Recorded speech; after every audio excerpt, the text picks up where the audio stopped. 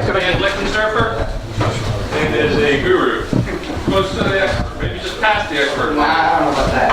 I think so. Thanks, Dan. Yeah. I'm Dan Blickensderfer. We live about 2 hours north from here, in a little small village. But my day job is I'm a network administrator for an education service center here in Zanesville. So I'm pretty rather close, but during the day I'm that. At night and holiday is Christmas. So as most of you guys already know, you guys are pretty you're pretty familiar with the Raspberry Pis. Who I can steer this any which way you guys want me to take this. So I've got a small wireless setup that I would want to show kind of in detail. But if you want to be more basic, I can do that way. So it's really up to the audience of what you guys want. You guys want me to go as basic as setting it up, or as you guys are pretty much novice of that level and go a little bit more detail as in figuring it, setting up the wireless side of it to communicate with other different Pis, master, slave, stuff like that. I have one, so I've got a Pi hat port or a controller hat port, but I haven't seen it Why don't we do a quick show of hands, like a beginner or advanced? Beginner Pi, doesn't have one, never, anything. Okay? Who has used Pi in the past year for the show? Okay. Okay. Yeah. Not a problem. Made the decision easier. Okay. Okay, we're gonna flip a coin. That's 2 out of 3. So since Tom kind of already brushed on some of the setup and everything, we'll kind of go. What is a Falcon Pi player? Well, I'll do it real quick here. It's a universal player. It can take a sequence either from LR, Vixen, X-Lights, pretty much a lot of ones you can convert over to Falcon sequence. And you can upload it through it, set up a schedule, set up a timer, all that good stuff, and it will drive your show rather than having a PC. So it can interact with video, it has audio, it's expandable from a small show to very, very large shows. I mean, the sky's the limit on these things. Most of the lighting controllers that's out there, as long as they support E131, I have not found one that has not. Even some of the very first early pioneer E131 pixel controllers, I'm still using, I think, 6 of them in my show, from Ed Bryson, with J1 Sisler, his very first pixel controller. He was actually here 6, 7 years ago at one of the vendors. From that point on, I really like his controllers, but I've got numerous different ones. I've got SAN devices, I've got the Falcon controllers, I've got J1 Sys. I'm actually using even the Pi hats for the Pis. I've got Beagle Bones, blacks and the greens. I've got the P10 matrix running, and even using the new the ESP Pixie Sticks. So last year was our first wireless, not full-fledged, but partial wireless display. And I can say it ran flawless. Dan, was all your wireless just the Pixel Sticks part? Yes and no. I've got a wireless bridge set up also using Parrot Ubiquity for a larger distance. So yes, as for going directly to the controller, it's using the Pixel Sticks, yes. Okay, that's why I just wondered. What I have up here, for instructions for the Pi, install it. I give credit to Jack Klinglet. He set up some of the video or some of the presentation from the New Jersey Mini. I snagged some of his screens, but these are the URLs. I can give this PowerPoint to whoever to put on the website, but it's pretty easy. What you pretty much do is set it up, get a micro SD card, 8 gig, 16 gig, higher. I usually don't use anything smaller than a 32 gig for a couple reasons. I don't like having all the extra bells, like the peripherals hanging off of it, like a USB thumb drive, or I like to have everything as small, compact as possible. So I have using my SD card, not just with the OS, but I'm also storing it with my sequences on it, my music's on it, so I have one card. I don't have to worry about the USB drive and stuff like that. So how do you get around the argument on the first news that says can't find USB drive? Only on the install, I use the USB just to get it up. And once I go in, once the original first time, I go in and change settings to look at the external, the USB storage, then it goes away. The reason I'm asking that is I would want to use Pi Zeros for Slave. And who wants to, I mean, you have to have the adapter to put Yeah. On the initial time, you need the USB thumb drives. or I guess I could build the card on a standard Pi and just move it over.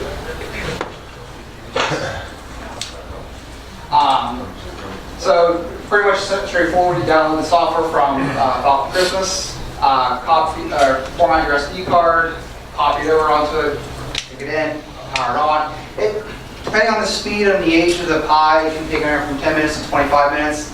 I think the new Pi 3s, I did my two up here, I think it was under 5 minutes at the time. It was fast.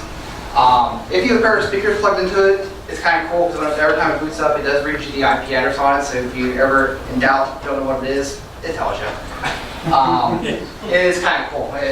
But you can turn that off. So if it's plugged into your show, you turn it on every night. Instead of being broadcast on FM or out on the speakers, it actually you can turn it off in the settings. So it's pretty good. Once it's done its thing, 99.5% of the time you will probably connect with it with the web browser to configure it. Anything out of the advanced or the shell scripts or anything like that, if you need to debug anything, you can actually use SSH to actually into the command line console. So when you do get into the Pi, first thing it does load up is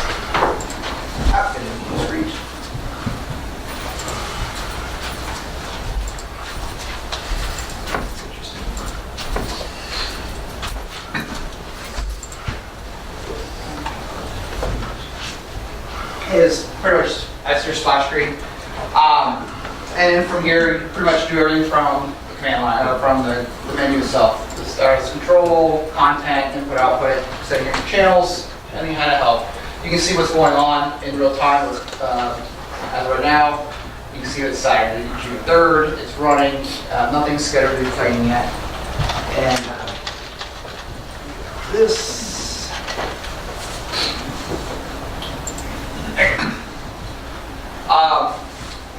The Falcon, the player itself can be set up as multiple different modes. One can be a standalone. If it's the only one you have and it's the only one you're going to be using, you set it standalone, that's what the default is. You can set it up as master or remote. If you have numerous Pis that you want to have one master and be synced with the other ones, then you would set the master one as your one that will be playing the audio as your master, and then set all your other ones as remotes. If you have, say, a Pi hat that you want to put on it and you want to control it just like a controller with no sequences on it and anything like that, you can actually set it in a bridge mode where it becomes non-scheduler, it just becomes a controller itself. There are times where you would need that. A couple of my BeagleBone boards that I will be setting up for this coming year will be set up in bridge mode. I don't really want to synchronize all the sequences down to 5 BeagleBones. It's going to be throughout the yard. Because they're going to be small elements. So I'd rather just run them as controllers because they're physically going to be plugged into the internet, so I don't have a bandwidth issue or anything. So once that's on the main screen, and then the FTP settings, this is the second thing you actually do after you get into it. You need to go in and actually select your external storage device, because whatever configurations you set or change or do, it will not save them until you go in and actually select what storage device you want. So if you reboot it, all your configuration's gone. So first thing to do is definitely do that. I can show you where that's at here in a minute. So once you select your storage device, if you have the USB device in there, or you can actually use a USB drive. On this particular Pi here, what's directly beneath this is the Pi 2. I have a USB to serial ATA adapter with 100 or 240 gig SS or solid state, actually not solid state, I'm sorry, a SATA drive. So I'm actually using a physical hard drive as my storage device.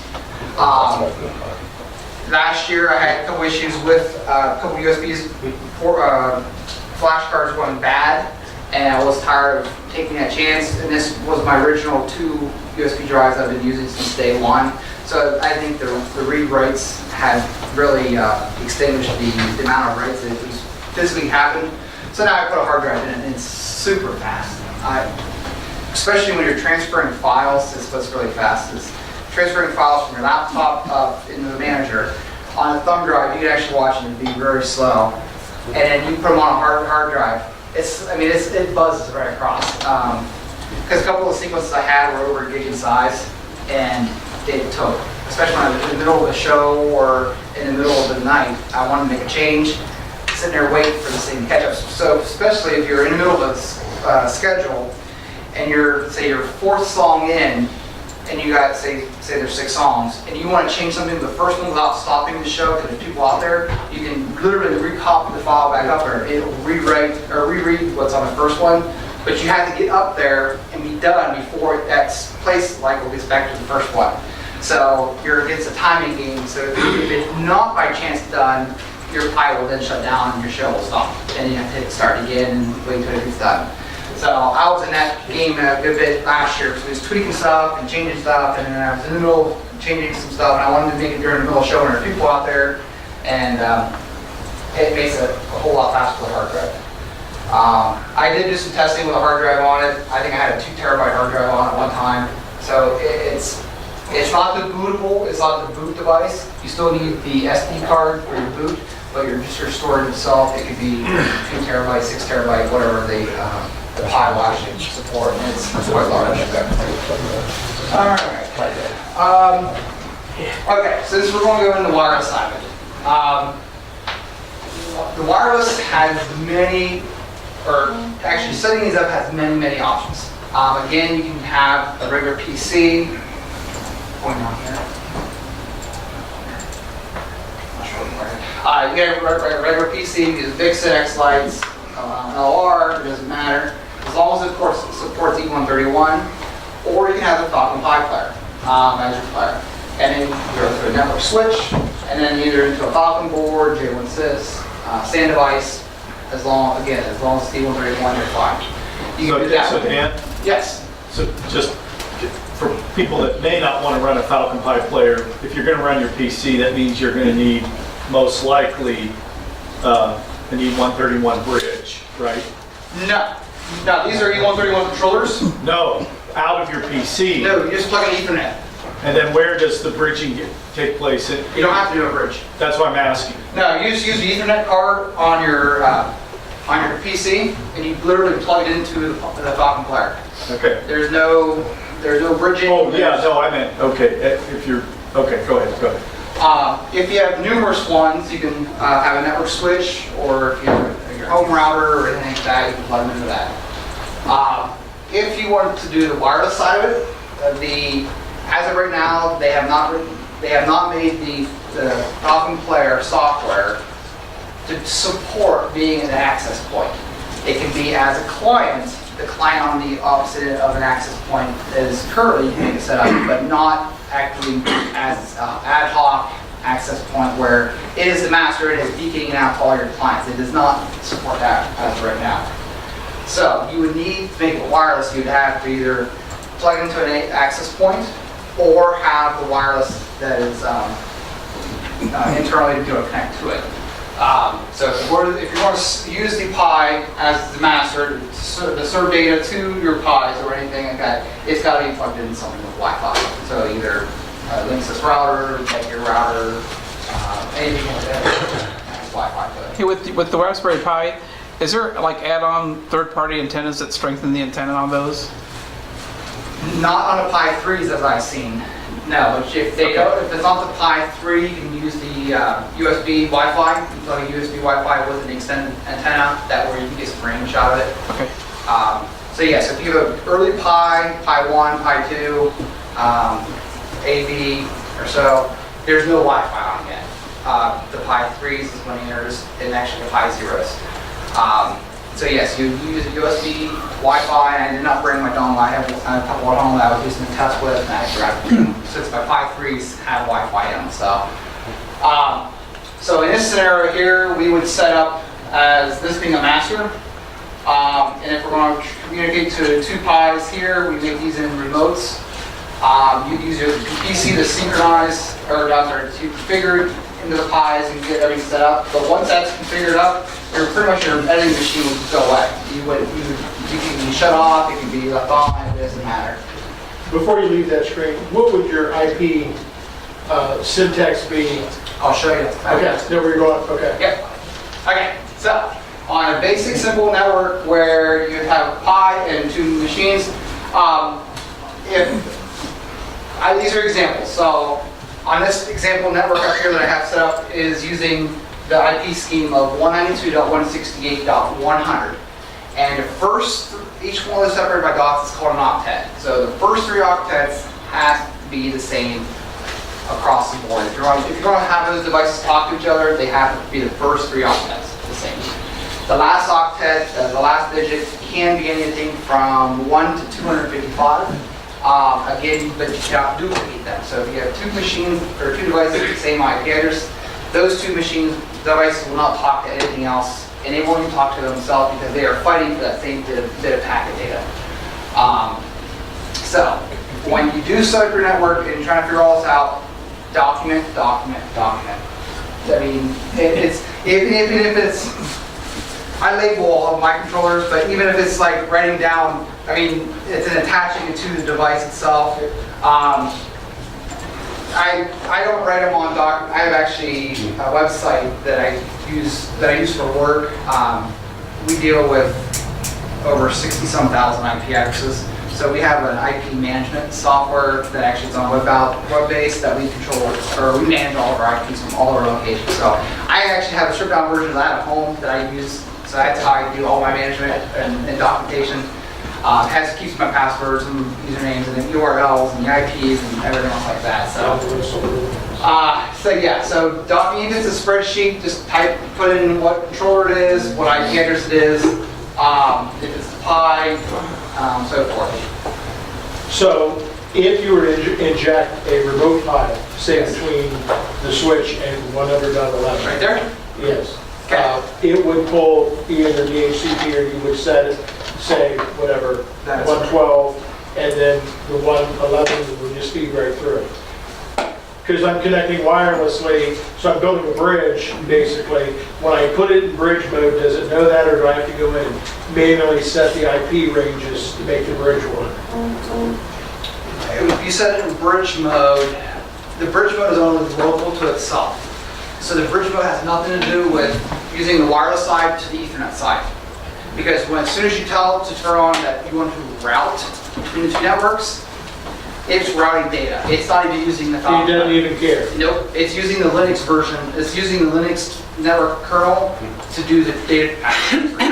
So yes, so you can. So it's bridging the 2 networks, the wireless and wired. Yeah, when you It tell doesn't it- really care. It's going to pick up its IP address, however, and just move on. It's strictly, purely the same as any other bridge. It's the bridge is only the bridge mode itself. If you want to control, like say if you have a hi-hat on top, Yeah. that bridge mode is only to be able to control whatever physically device to that.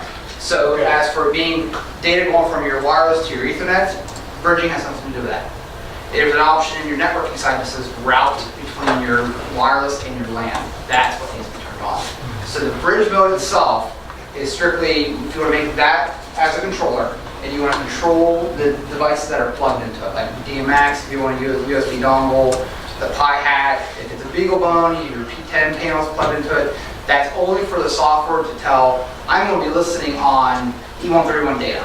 And if it doesn't pertain to me, and if you have networking set up to go like from your wireless to your, say, your Falcon, that goes into the layer, the network layer of the Linux, and it's not using the Pi itself, the Pi software. We can get it, I'll get into this. Okay, you're going to go back into that. That's Yes. just, Okay, so as for y'all, leave it here, and I'll show you. Okay, what I have up here, I have one of my 6 spinners. I have an ESP pixel stick that's attached there, that's Wi-Fi.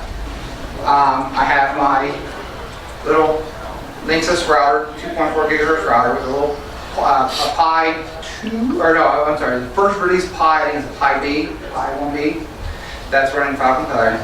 As you can see with the orange port here, I actually hacked this last night, and I decided once I had all the cords, I put a DC to DC buck converter, since it has 12 volts, to drop me down to 5 volts to power my Pi. So I have one 12 volt power adapter that's running everything on here. So this is my master Pi, and then I'm using this as a router slash DHCP. Okay. In the box here, let's hold it up here, I've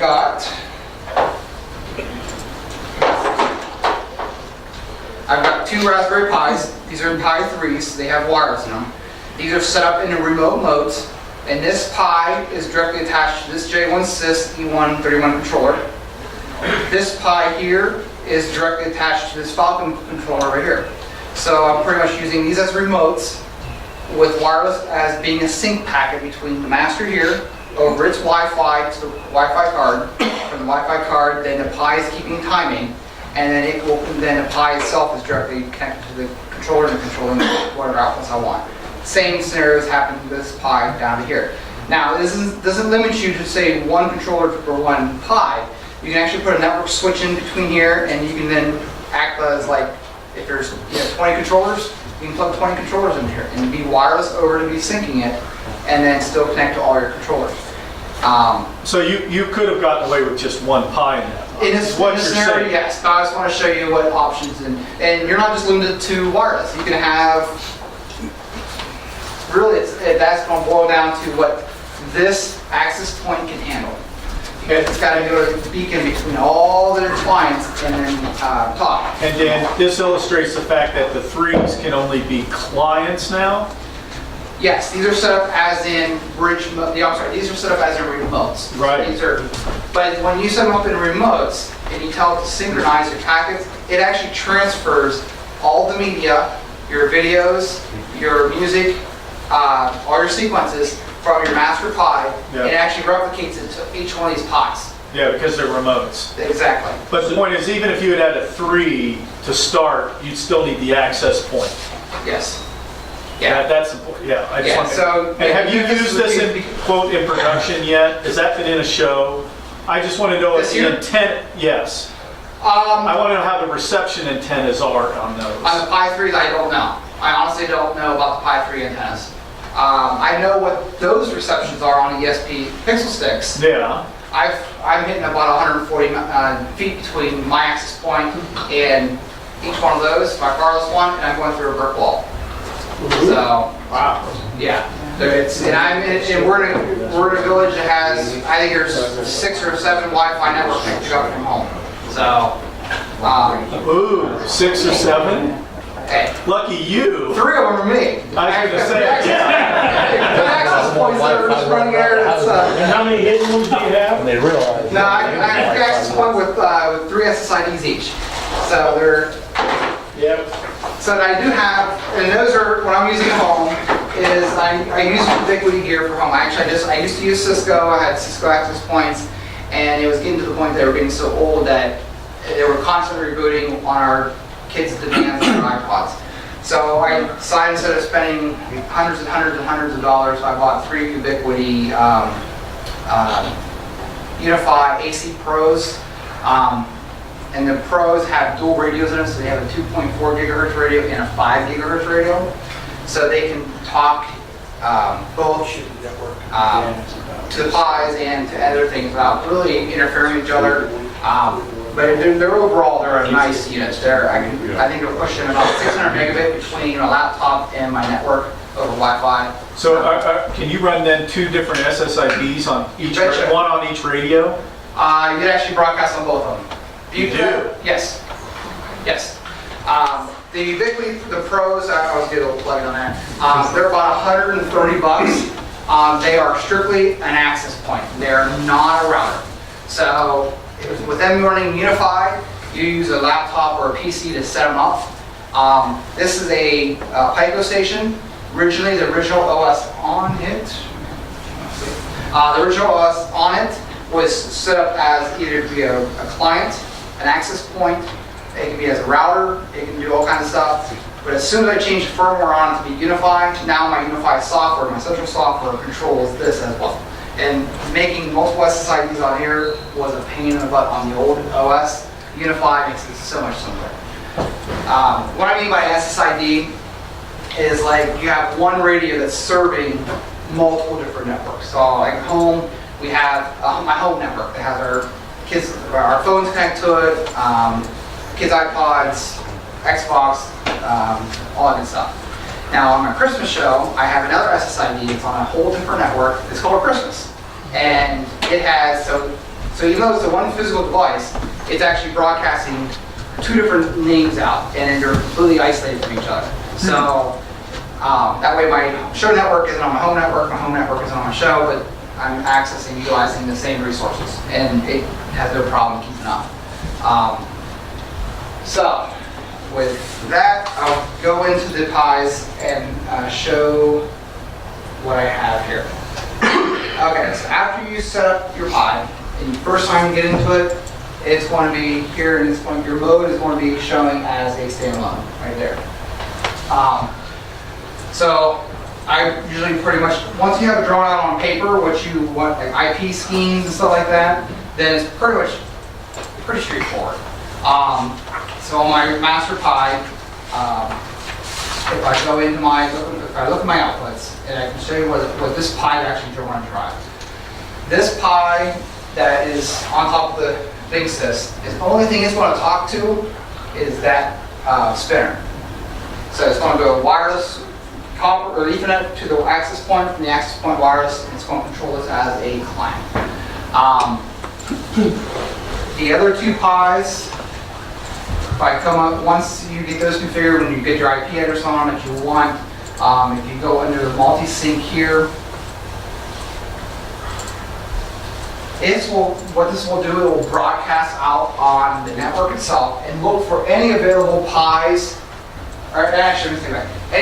Any hardware that's running a Falcon Player software. So this could be a BeagleBone Green, it could be a Pi 2, Pi 1, a Pi 3, Pi 0, it does not matter. It will come up and it will tell you what it's doing and what mode it's set into and the IP address of it is. So to make this pie here sync up with the other pies that you want to control your modes, you go in and you turn on your check marks to say I want these two pies, that's Pi 60 and Pi 61, to be part of this multi-sync that this one here is going to control. Now this isn't saying you could actually have two master pies that are completely isolated from each other independently, and have numerous different pies, and these pies over here are going to talk to this master, and these pies over here are going to talk to this master, and they will actually work together as being completely isolated. So they won't interfere it up like that. It's because by doing it that way, by selecting which one you want, you're telling it to be a unicast packet. If they're all on here and you turn it to say all remotes at the top, then it doesn't care who it is. It's going to broadcast out to everything, and if it's listening on it, it's going to be part of it. So, the likelihood of that ever happening in that scenario, it will probably not be able to encounter that. I can't really see a need for that. Having completely like two master pies and have all the rest of the stuff going on. Okay. So, when it comes back to the IP schemes here, when you set these up, the way this works on a remote, notice there's a WAN interface and there's an Ethernet interface. Basic networking will not allow you to have two interfaces two network devices be on the same first class C, or the first 3 octets are the same. Because one will try to override the other one, and It just doesn't work that way. One will always be one will always be primary, and then if that one would happen to fail, then it falls over to the secondary. But in our case here, where we're sending these by the remotes, we want these to be on completely different networks because they have to be. Because what will happen is if say your device is back there on Ethernet on the same part of the first three here, and so is your wireless, this device would try to get stuff from over here that you don't want to. You want this pi to talk directly here, so you have to tell, by telling it where the destination is, it knows that it has to come out the Ethernet interface to be able to talk to the Falcon. Same in this case here. So, what I've done, on the paperwork I did, my whole network itself is running on the 192.168.100 network. My pi is 201. This Falcon appears 100.11. My pixel stick I have on here is 50, but it's actually 56, 100.56. And then my two pies, one of them is number 60, and the other one is 61. So from this network, it knows that it sees these devices here. Now, when you put devices behind here, and you make this another network, so to make everything kind of easy to remember, whatever my last number octet I have on my WAN side, I make that my third octet on my Ethernet side. So like this is pi 60, I have 192.168.100.60. I have here 192.168.60.1. Same with this one down here. This is a remote, so I have 192.168.100.61. I made this one here is 192.168.61.1. And then any device that's constantly behind it will then start using the network, the first three octets of your Ethernet side. So this Falcon is 192.168.60.11, and this here is 61.11.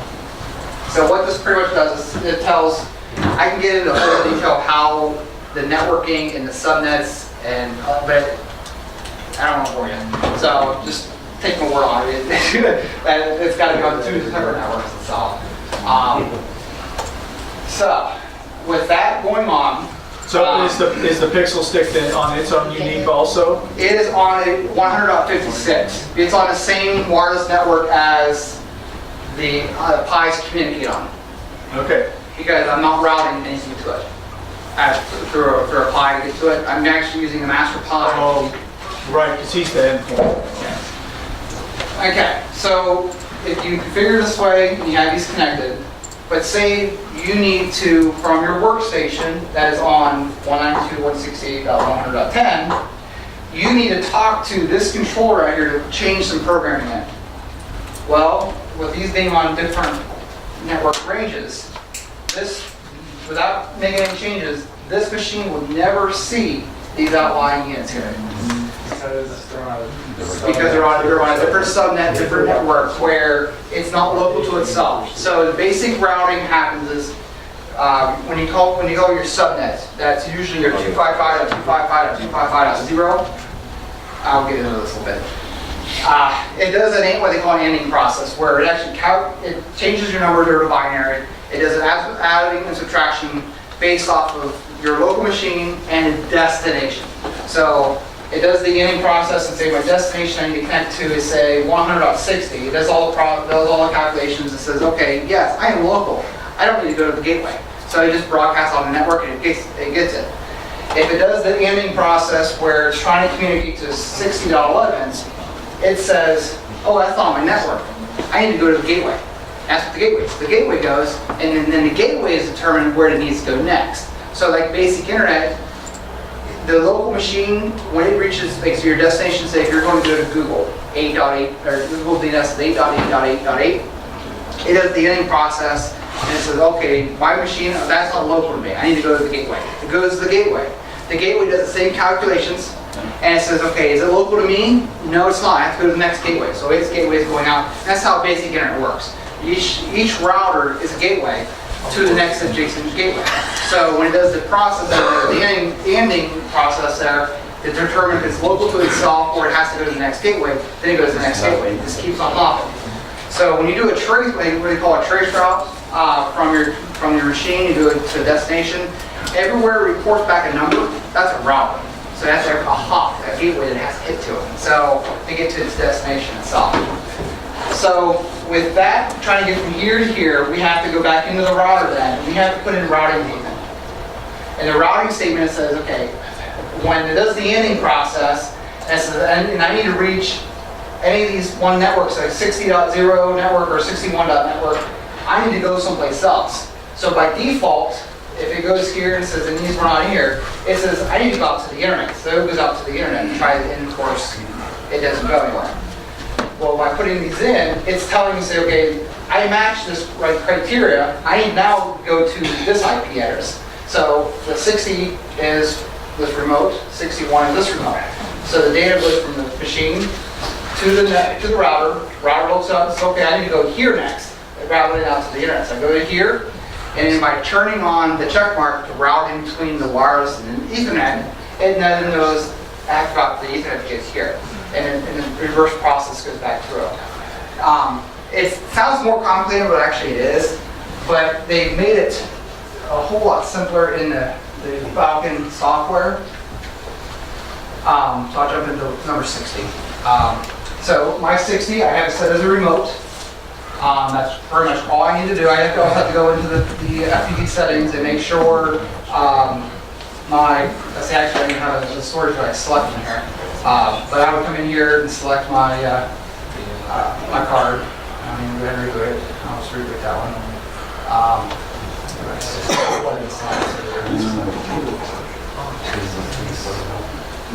Oh, it's already set up. So if I go back into the networking side here, and in here's where I would go into my IPs now. So since my WAN, my wireless is what's connecting to the internet per se, or in that side of it, I will start with it first. So I want to be able to communicate to it. So in here, I would set up its IP address, so it's 192.168, 100.61. Set up my subnet, that is the 2550. Then its gateway. That gateway is going to be what my router is. So in this case, it is 100.1. I put in my SSID as Linksys. I put in my pre-shared keys for instance. That is not actual valid. But, so then I save that. And then I come into the Ethernet side. And I set up the Ethernet side. So since I made my last octet 61, I made this here 61. So 192.168, 61.1. So I always try to make my routers or my things to the lowest IP that possible.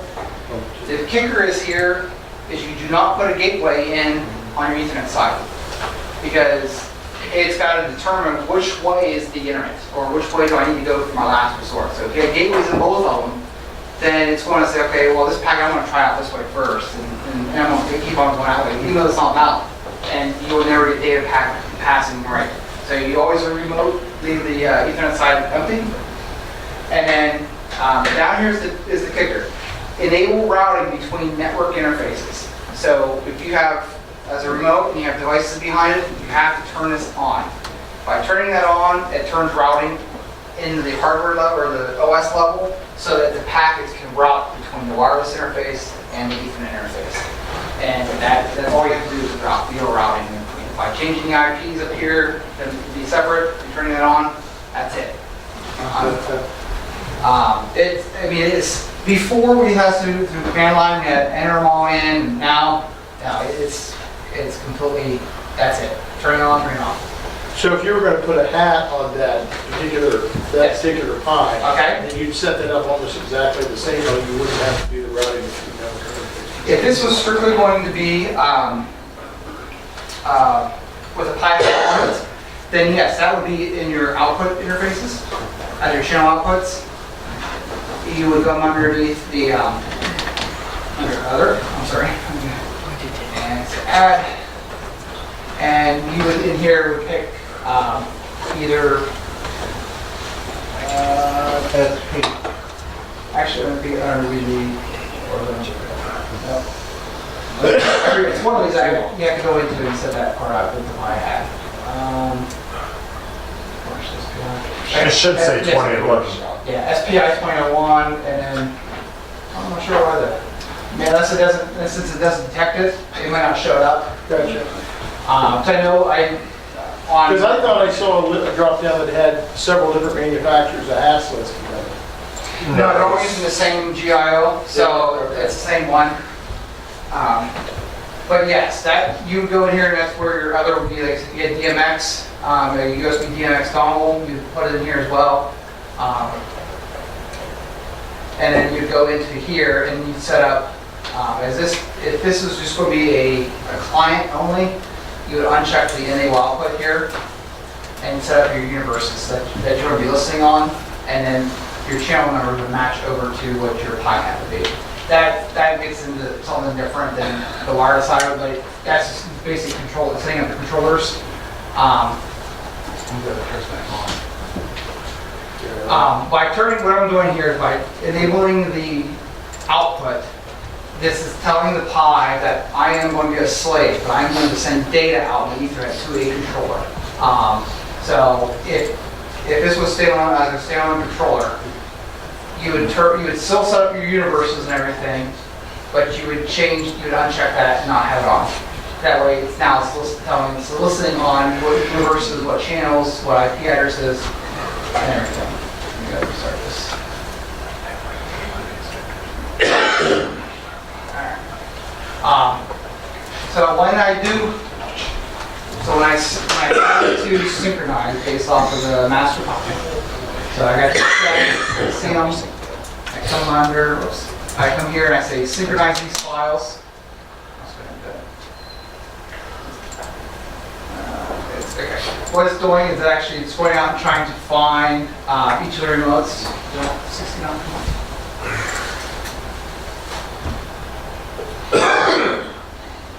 It's actually, okay. There it goes.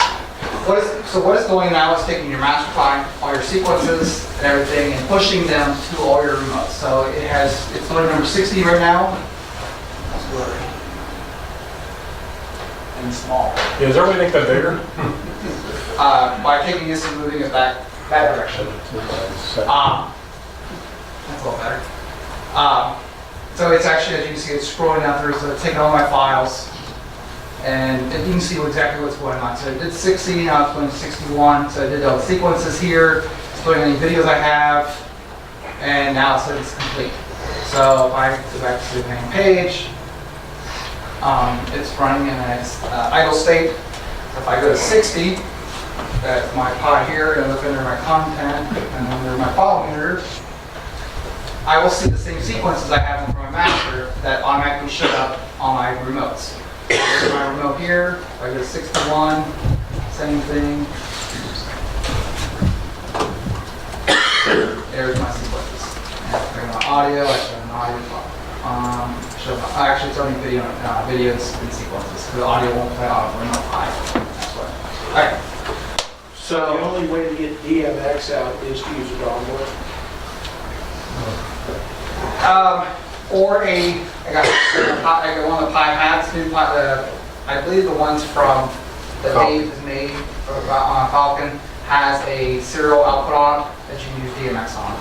I know the Beagle Bones do have a serial output on the F4Bs that you can actually put DMX right onto it. When we did this setup here was for our vacation Bible school last year with how we had a scene on our stage that had a cave scene that had a backdrop that was kind of transparent. You could see a little bit through it. So I ended up putting square nodes. I think there were 8 columns of maybe 12 or so.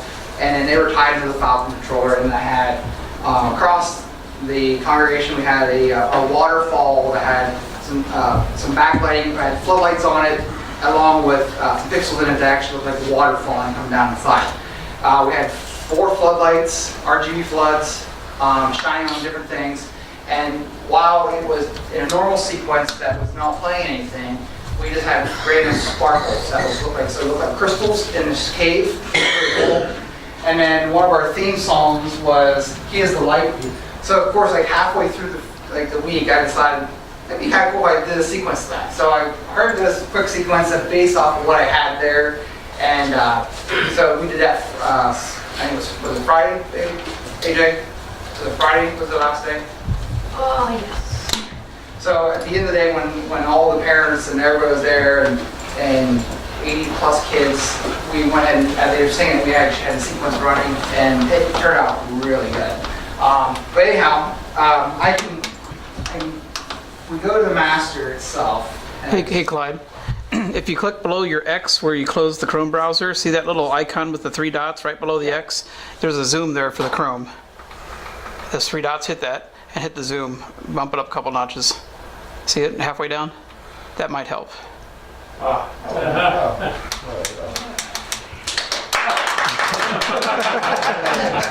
Chrome is wonderful. So, of course, now I gotta scroll. Wah. So how what I've already set up, I was going to explain, it takes about, I have to do audio.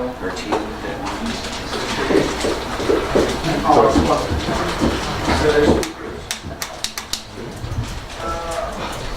way down here. And, well, I know. You can't really hear, but You can say. yeah, no. So, as you see, I have 1 string of lights here that are square nodes that is tied into the J1 sys running from 1 Falcon, or sorry, 1 Pi player. I have a set of DIY LED Express strawberry hats that's plugged into the Falcon. That's coming off the other Falcon Pi player. Then I have the ESP stick that's running over here. That's running at a client with this whole set of 2011s. So, and it's all via wireless. So here's the Master Pi, wireless to those, and wireless to the actual spinner itself. And we should even be able to run the GECs with that. Yes, you too. can. You can run GECs, you can run the PIX 2011s, 2001s, 2011, or 2003s, 18s, 1846 or 1864, I forget what they are. Yeah, pretty much if the controller supports it, you can run them. Yeah, it is just amazing how this stuff works. Yeah, I mean, they don't have to be this super close. I mean, you can have it across the street, you can have it down the way. As long as you get a wireless reception to it, you're good. I mean, it's so that this past year we had 6 of these for a demo. I really didn't know about the Pixie sticks at first, and I'm like, I don't want to go hog wild and make everything wireless, so I would just try with 6 of them, and each of them have 96 pixels on them. And again, they were just flawless. So I have 1 power supply that go out in the entire chassis. But besides that, yeah, it was. I mean, latency. I couldn't tell a delay on them. Some people say, yeah, I can see a huge delay. I couldn't see anything. And I mean, I'm running 50 millisecond intervals. Even That's got to be a configuration issue, don't you think? What's that? When people see a delay, because I mean, it travels through the air just Yeah. as fast as it does on a wire.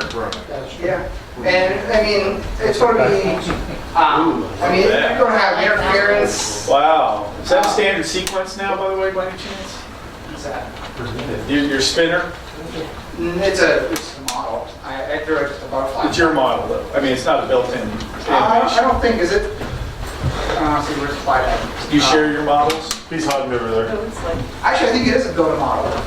Oh, that's what I wondered. Yeah, if not, do you share them? Yeah. You can Sure. build the spinners now with like. That's, yeah, this is your design now, off your design, so it's a standard model. The spinners? Yeah, I actually made a custom model for mine years ago.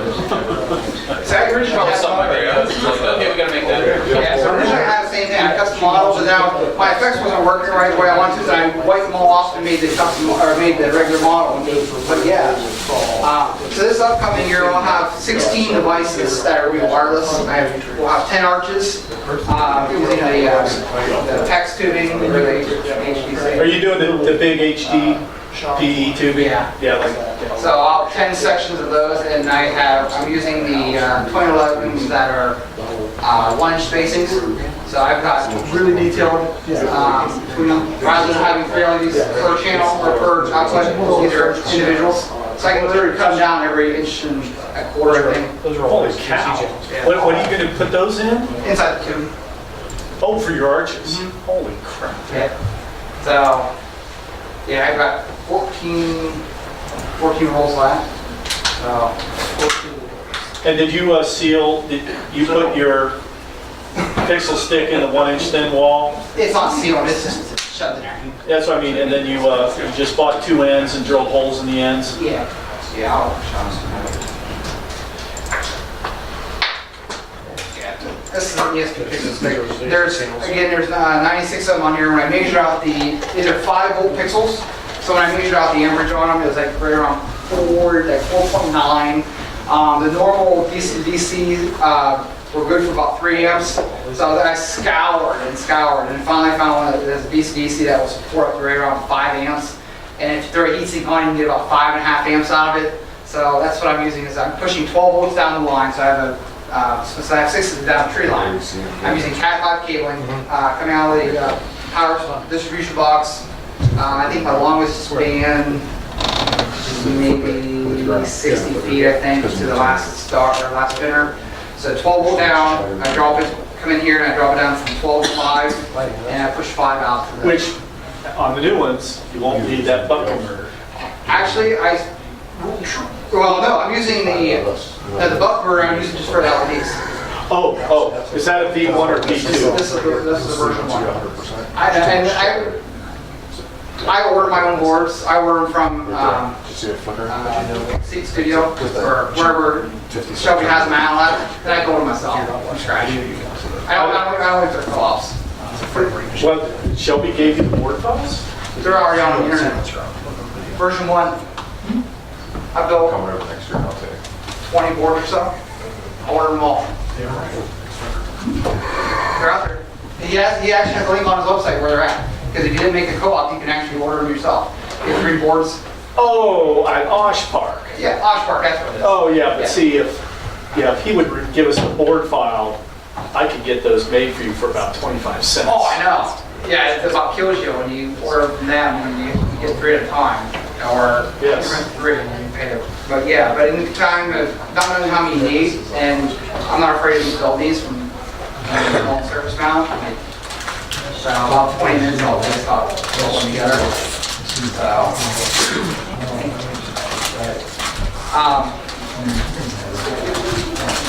Hey Dan, Yes. are you running just a stock firmware of WRT54G or Yep. you run WRT? Yeah. Just stock? For this particular one, it's a stock. At home, it's a whole different scenario. I got you. At home, I'm using PF Sense. Oh, really? Yes. Check that out. PF Sense is really nice. Nicer than DDWRT? Oh yeah. Oh yeah. Really? Oh, Things you can do with PF Sense is mind-blowing. I'm looking at it right now. Okay, so in the router, when we actually talk about adding those additional routing statements, not all routers does have the routing statements. You can look into to see if it has it. So are these more typically known as static routes? Yes, they are. There are static routes. Thank you. So once you log in your Linksys, you go right to the status screen is where you normally come into. So yeah, so it's showing here. If I go to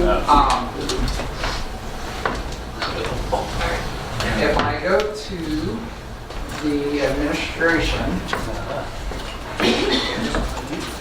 and I go, that's not administration.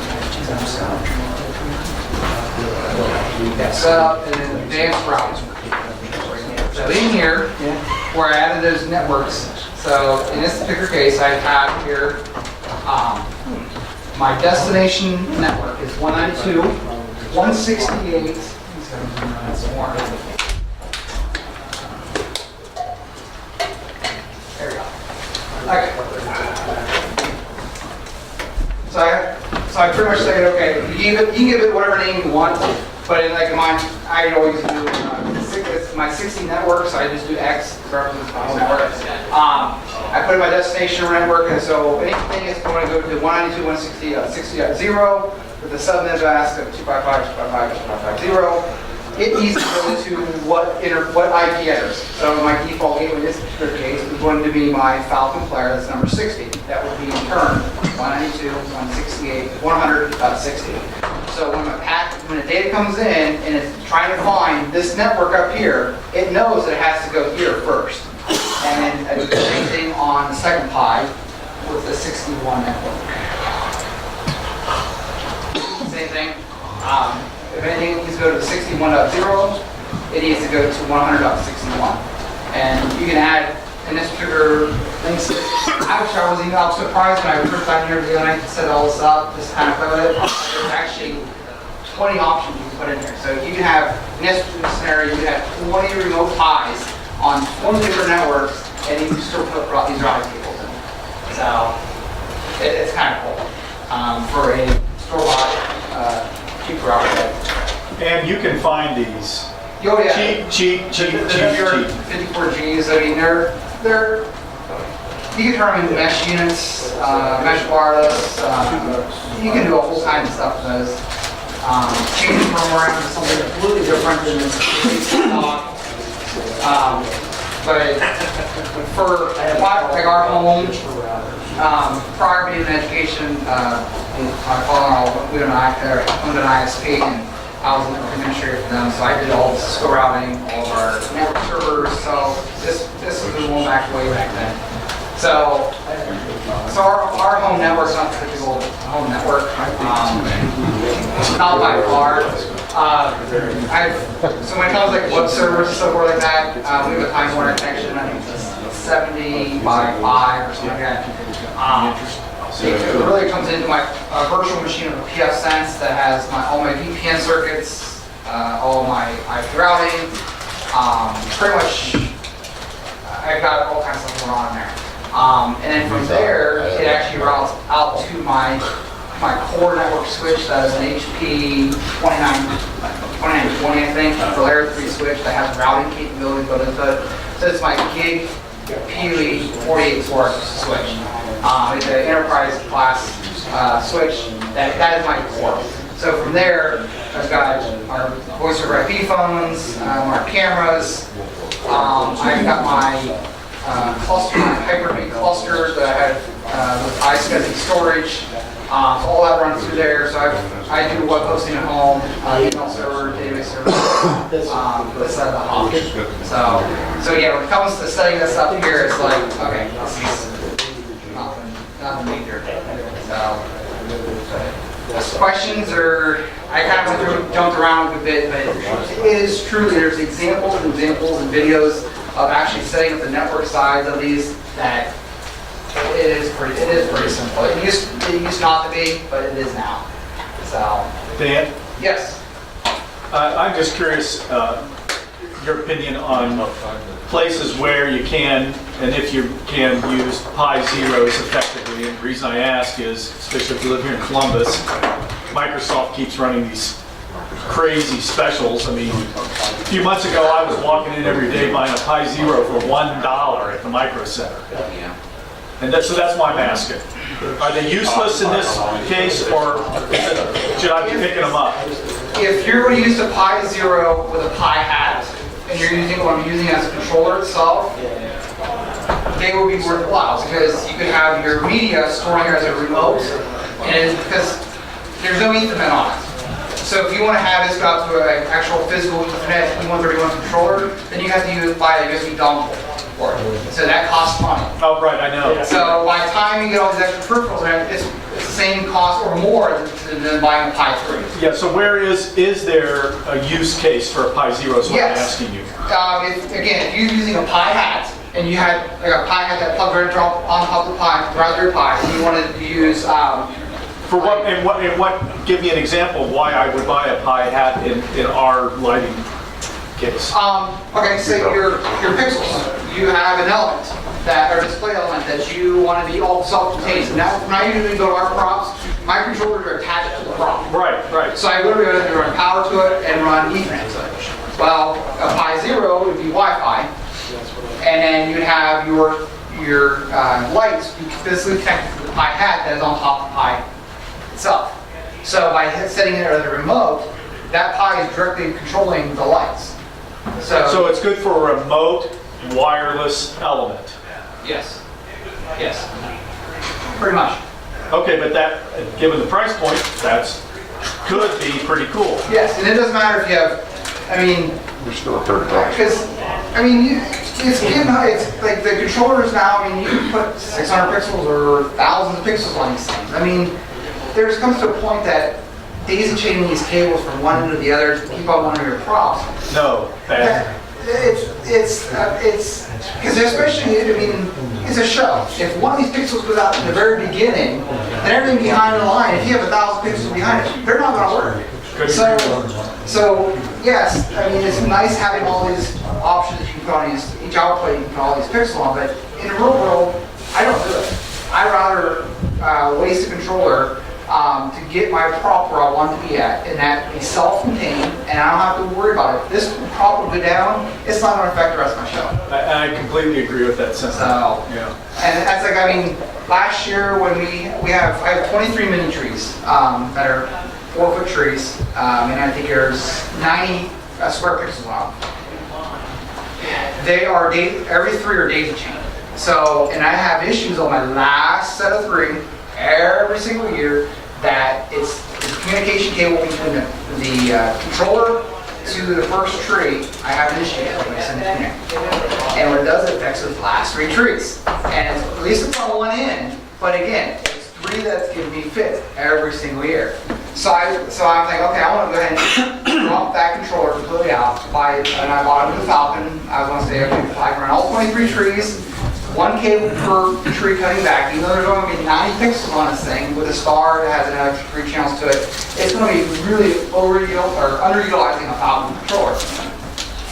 But I'm thinking, okay, well, there's really nothing wrong with my controllers I have there. There are 8 outputs with 170 pixels on it. Since they're the original J1 sys, they're limited to 170 pixels.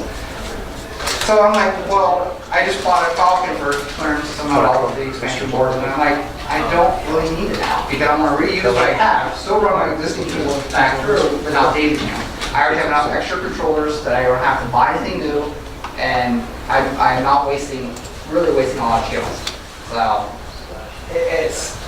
yeah. My goal, I try to have, obviously, we get all the props built, that 4 good days, I'm done. From nothing to finished, I want to be done now at a short period of time. And it usually works out pretty darn close. So, but again, out of season though, when I go to the props, I make sure the prop can actually have a controller on, so I can literally run a sense port out. If I have to run Ethernet, I plug them in, and they have a whole controller built to them. So I go for ease. I don't really care for wasting channels, because I know that if that element will go, everything else is going to work. Dan, if people need to get a hold of you, put you on the spot. Okay, actually on the first page.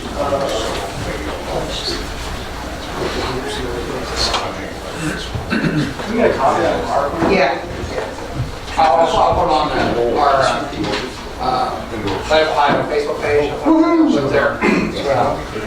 So there's my email address. I'm on all the forums, and I go by my last name as Blickensderfer. So, and I'm on Facebook as well. But yeah, the website's kind of outdated. I've got a couple projects that I've started on there, and I just haven't. There's a lot of old hardware that's on there, but it's one of those things that it's like last resort. So, any questions or anything? Any other questions for Dan? Or? All right. Well, thank you very much.